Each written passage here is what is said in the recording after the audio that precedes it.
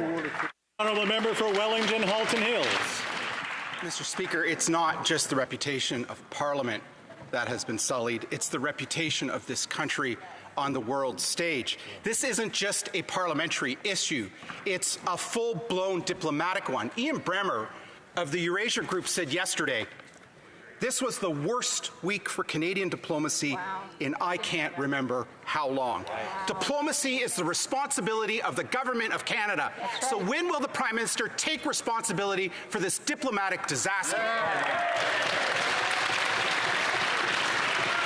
The Honourable Government House Leader.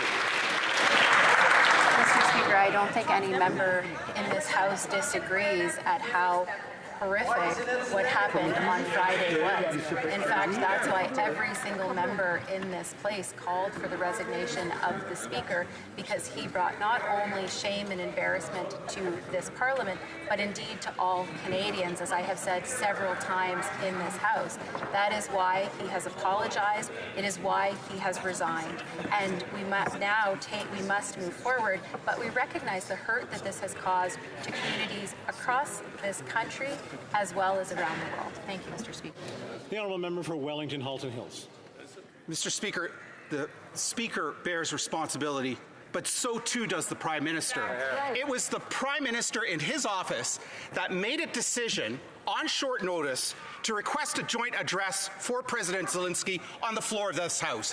That decision came with consequences. That decision came with responsibilities, some of which we are witnessing around the world today. So again, when will the Prime Minister, for once, take some responsibility for this diplomatic disaster?